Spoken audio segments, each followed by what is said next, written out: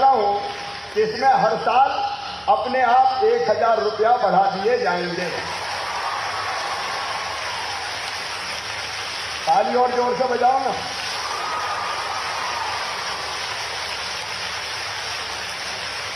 No news only views.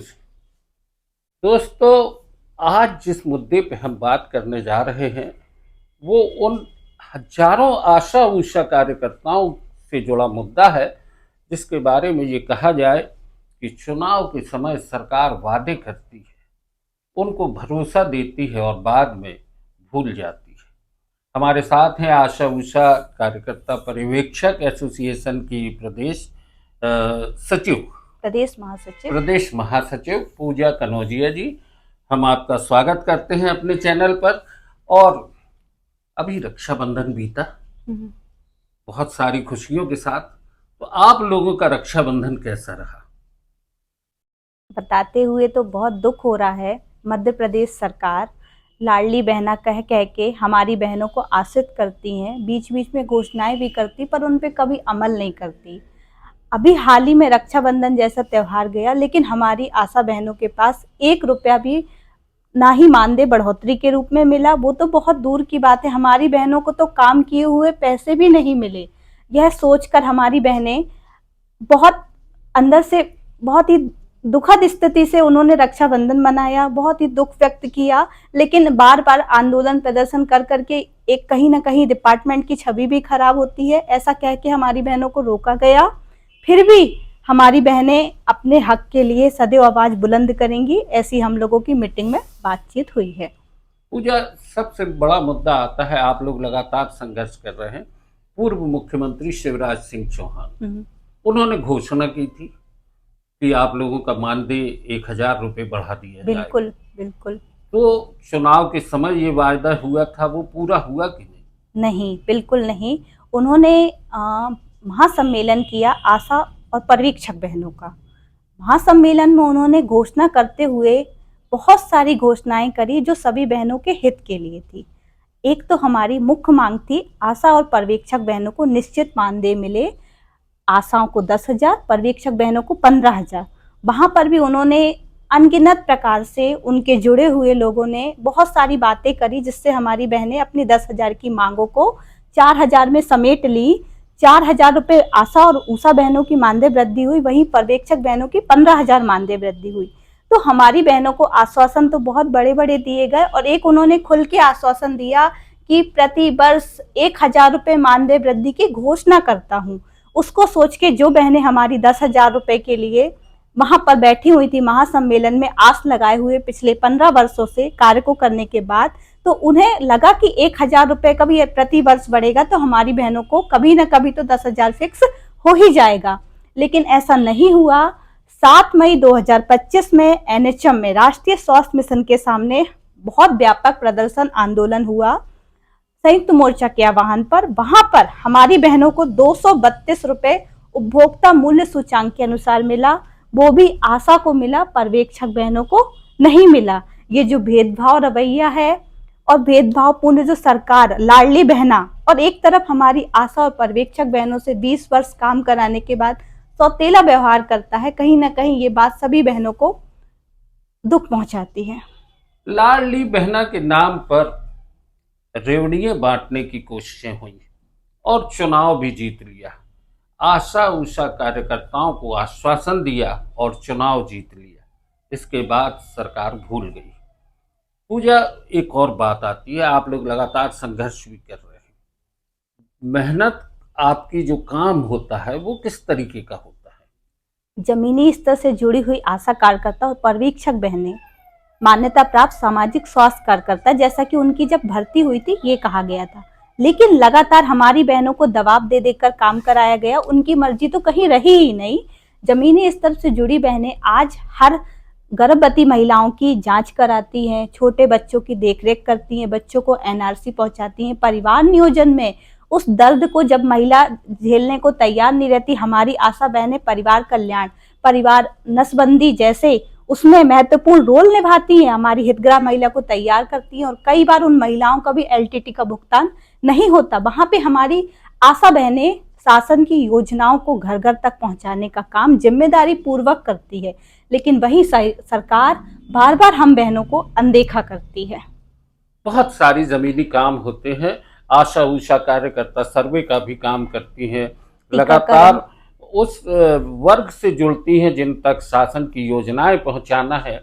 वो शासन की योजनाएं घर घर पहुंचाने का भी ईमानदारी से प्रयास करती हैं, लेकिन सरकार ईमानदारी से उनको हर माह जो उनका मानदेय है वो उपलब्ध कराने में हाथ पीछे कर लेती है।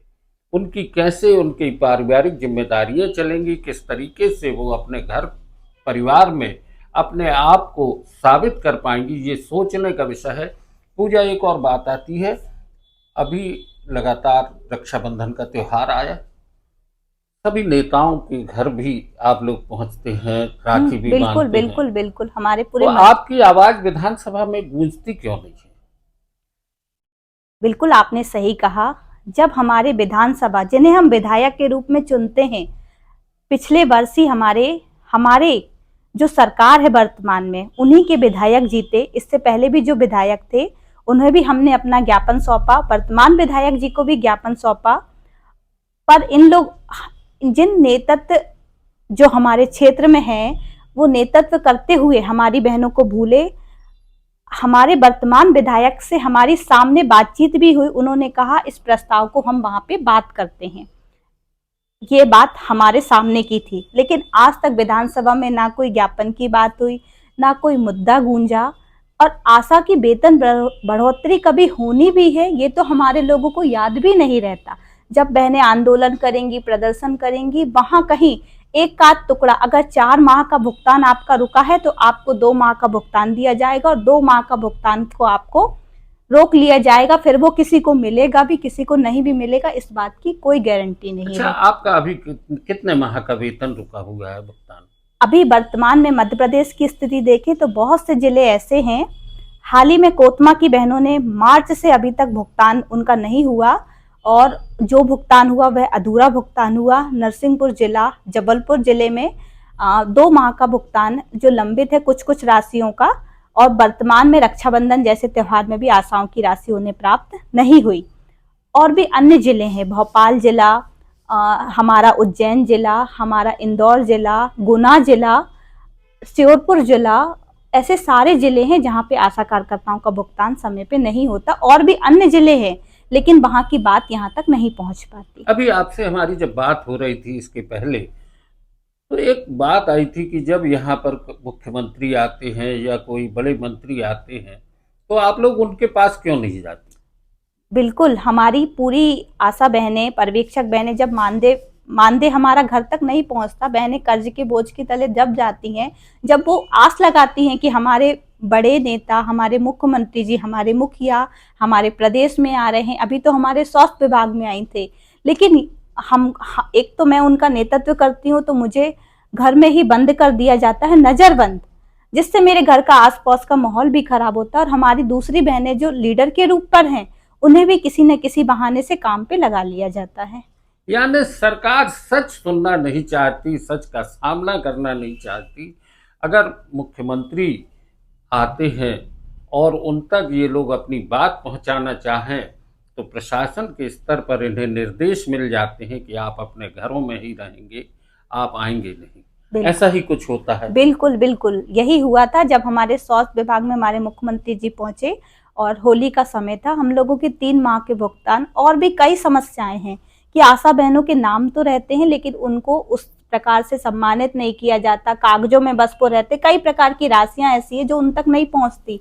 और हमारी मुख्य मांग, हमारी बहनों का वेतन हर माह जो 5 तारीख को होना चाहिए, स्वास्थ्य विभाग के मंत्री, मुख्यमंत्री जी स्वयं कहते हर 5 तारीख को, हर बार वादा करते कि होगा होगा, हमारी बहनें आस लगाती हैं और 15 तारीख भी हो जाती। आज हमारी 12 अगस्त भी हो गई, लेकिन रक्षाबंधन के भुगतान के नाम पे हमारी बहनों तक भुगतान नहीं पहुंचता। तो आप समझिए कि रक्षाबंधन जैसा त्योहार बीत गया और आशा उषा कार्यकर्ताओं की जेब खाली है, उनके घरों में पैसा नहीं पहुंचा। कैसे मनाया होगा उनने अपना त्योहार, किस तरीके से उन्होंने अपने भाई की कलाई में बांधी होगी राखी। लाडली बहनाओं की बात करके सत्ता में आना सरल है, लेकिन आशा उषा कार्यकर्ताओं के लिए अगर आप ईमानदारी से काम नहीं करते हैं तो लगभग आप ये मान के चलें कि जो योजनाएं घर घर तक पहुंचा रही हैं उन्हीं कार्यकर्ताओं का अगर हौसला टूटेगा तो सरकार को इसका खामियाजा भुगतना पड़ेगा। अभी मध्य प्रदेश में कितनी आशा उषा कार्यकर्ता होंगे? मध्य प्रदेश में 80,000 के लगभग आशा कार्यकर्ता हैं, कुछ सहयोगी बहनें, पर्यवेक्षक बहनें हैं। ऐसे करके 84,000 आशा एवं पर्यवेक्षक बहनें वर्तमान में हैं। मूल समस्या मुद्दे आप लोग लगातार भेजते हैं, सबसे महत्वपूर्ण एक मुद्दा जिसको कि आप चाहें कि सरकार उस पर जरूर और गंभीरता से ध्यान दे। हमारा मुख्य मुद्दा यही है कि शासन की योजनाओं को आशा एवं पर्यवेक्षक बहनें घर घर तक पहुंचा रही हैं। बिना आप प्रति दिवस उनकी देखरेख नहीं करते, फिर भी आपकी योजना घर घर तक पहुंच रही है, हितग्राही महिलाओं को लाभ पहुंच रहा, तो हमारी आशा बहनों का भी आप लोगों ने निश्चित दिनांक 5 तारीख डिसाइड किया है, तो वो 5 तारीख को उन्हें भुगतान हो। और राज्य सरकार ने खुद महासम्मेलन में भरे मंच में ऐलान किया था कि प्रतिवर्ष 1,000 बढ़ाऊंगा। उसी मंच में हमारी आंगनबाड़ी बहनों का 1,000 बढ़ा दिया, उन्हें मिलने भी लगे इस वर्ष 2,000 हो, लेकिन हमारी आशा और पर्यवेक्षक बहनों का 1,000 के नाम पे 200 रुपये बढ़ोतरी हुई, वो भी कुछ जिलों में मिला और कुछ में नहीं मिला। हम चाहते हैं कि 1,000 फिक्स हमारा राज्य सरकार की ओर से हो, जो कि हमारी बहनों की आर्थिक स्थिति सुधार करने में बहुत मदद करेगा। प्रति माह आपको कितना मिलना चाहिए? प्रति माह फिक्स हमें 10,000 रुपये तो मिनिमम मिलना ही चाहिए वर्तमान की महंगाई को देखकर। वैसे हम सभी चाहते हैं न्यूनतम वेतन 26,000, जब क्योंकि वो बात 45वें श्रम सम्मेलन में कही गई थी कि शासन जिनसे भी योजना कर्मियों की तरह काम कराएगी तो 45वें श्रम सम्मेलन के तहत सबको शासकीय कर्मचारी का दर्जा न्यूनतम वेतन देगा। लेकिन हमारे लोग कभी उस बात पे विचार ही नहीं करते, कभी वो मुद्दे उठते ही नहीं है। जब बहनें आंदोलनरत होती हैं तब उन पर दया भी नहीं आती, कुछ हक आती है, थोड़ी बहुत राशि बढ़ाते हैं, वो भी पता नहीं कहाँ बंदर बाट हो जाता। यही स्थिति सदैव बनी है जब तक फिक्स इंसेंटिव नहीं होगा। इसलिए मध्य प्रदेश सरकार से, केंद्र सरकार से हमारी आशा एवं पर्यवेक्षक बहनें यही गुहार लगाती हैं कि उन्हें न्यूनतम वेतन 26,000 रुपये मिले एवं शासकीय कर्मचारी का दर्जा प्राप्त हो। इसी उम्मीद के साथ प्रति दिवस वो अपने कार्य को कर भी रही हैं। तो दोस्तों, ये मुद्दा है, ये सिर्फ मुद्दा नहीं, ये एक पीड़ा भी है आशा उषा कार्यकर्ताओं की। और हम आपको एक और चीज़ कहें, श्रम सम्मेलनों में जो घोषणाएं होती हैं, जो प्रस्ताव पारित होते हैं, उनको अगर लागू नहीं किया जाता है तो ये कहीं ना कहीं सरकार की बड़ी भारी खामी है। और सरकार को इन आशा उषा कार्यकर्ताओं की जो मांगे हैं उन पर गंभीरता से विचार करना होगा और हर महीने की 5 तारीख को इनका मानदेय अगर इन्हें मिल जाए तो इनके परिवार में भी खुशियां आएंगी। ये भी बहनें हैं, लाडली बहनें, आप अगर उनको मानते हैं तो इन्हें भी अपनी बहन का दर्जा दें, इनके रक्षाबंधन के त्यौहार का दर्द भी महसूस करें। दो न्यूज़ ऑनली व्यूज़ पर आज की चर्चा यहीं तक। पूजा जी, बहुत बहुत धन्यवाद। आपको भी।